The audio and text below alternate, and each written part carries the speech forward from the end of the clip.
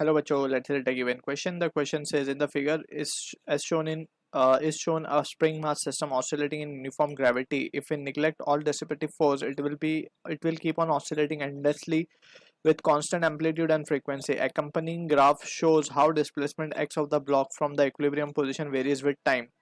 Now at certain time t equals to t naught, when the block reaches its lowest position, gravity is switched off by some unknown mechanism. Which of the following graphs would correctly describe the changes taking place due to switching of the gravity? So हमें चार graphs given है and we displacement versus time के, and we need to check which of the graph given is correct. So to understand the question, we need to understand about the concept of oscillation of spring and mass block, spring and mass system basically. So let's suppose हमारे पास एक spring है, अभी फिलहाल इसके ऊपर कोई हमने wait tie नहीं किया है, ठीक है. Now when we apply a block on it of mass m, let's say, so ये क्या होगा, spring will get displace from its position, right. और लेट्स से ये ब्लॉक अब यहाँ तक आ गया एंड स्प्रिंग गॉट स्ट्रेच्ड, और वो कितना स्ट्रेच हुई है, x. सो यहाँ पे हम देख सकते हैं कि द स्प्रिंग जब स्ट्रेच होगी तो उसके अंदर एक रिस्टोरिंग करेगी जिसकी वैल्यू होगी kx, राइट. एंड नीचे की तरफ ब्लॉक के ऊपर एक फोर्स लग रही होगी, that is its weight mg, ठीक है. तो यहाँ पे हम देख सकते हैं when we slightly displace this block from the mean position, अगर हम इसको अब यहाँ से अब इस पोजीशन पे जहाँ पे हमने सेकंड पोजीशन की अगर हम बात करें, this was first, this is second, so second position पे the block we can say, यहाँ पे हम लिख सकते हैं kx will be equals to mg, यानी कि ये इक्विलिब्रियम पोजीशन है हमारी. अब इसके बाद अगर हम इसको स्लाइटली डिस्प्लेस करें so it will start oscillating, ठीक है. तो वी कैन से जब वो ऑसिलेट करेगा तो we have been given with the, let's say हम मान लेते हैं कि जो ब्लैक कलर में शो कर रहे हैं, this are the two extreme जिसके अबाउट वो ऑसिलेट कर रहा है. सो इसका ग्राफ अगर हम प्लॉट करें सो दिस का ग्राफ आएगा कुछ इस तरीके से,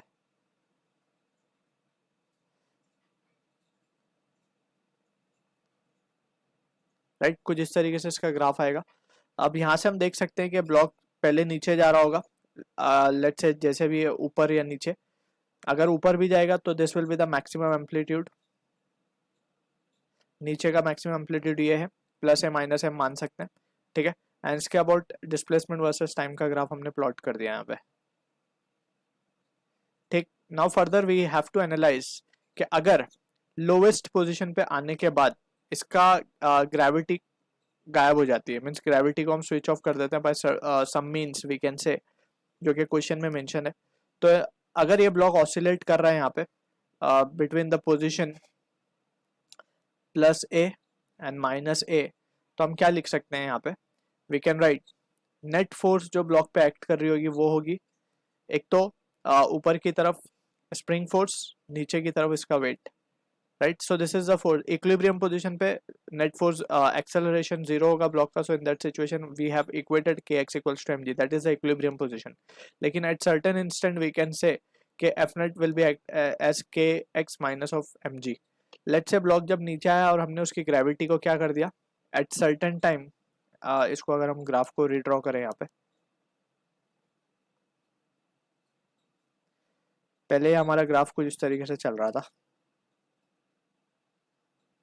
अब इस टाइम पे हमने लेट्स से ये है टाइम यहाँ पे t equals to T naught, and इस टाइम पे हमने क्या किया, ग्रेविटी को ऑफ कर दिया, मीन्स g की वैल्यू यहाँ से गायब हो गई. तो सिर्फ एफ नेट क्या बचेगा, F net will be just equals to kx, F net will be just equals to kx, यानी कि ऊपर की फोर्स जो है वो बढ़ गई है. अब नेट फोर्स पहले kx माइनस mg थी, लेकिन अब सिर्फ एक फोर्स है ऊपर की तरफ, राइट. पहले वो ऊपर की फोर्स को mg का कंपोनेंट कुछ कम कर रहा था, लेकिन अब सिर्फ ऊपर के लिए एक फोर्स बची है. तो यहाँ से क्या होगा, ये सीधा शूट अप कर जाएगा ऊपर के लिए और ये कुछ नए एम्पलीट्यूड को रीच कर जाएगा, ठीक है. अब उसके बाद क्योंकि एनर्जी को कंजर्व रहना है तो ये again it will be come back to the same position, फिर ये अगेन ऊपर जाएगा.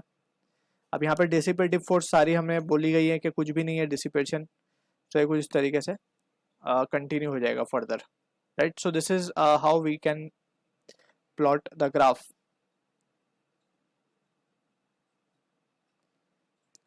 तो हम देख सकते हैं ध्यान से, अगर हम देखें तो ऊपर की तरफ तो वैल्यू एम्पलीट्यूड की बढ़ गई है, लेकिन नीचे की वैल्यू लोएस्ट पोजीशन पे सेम ही है, ठीक है।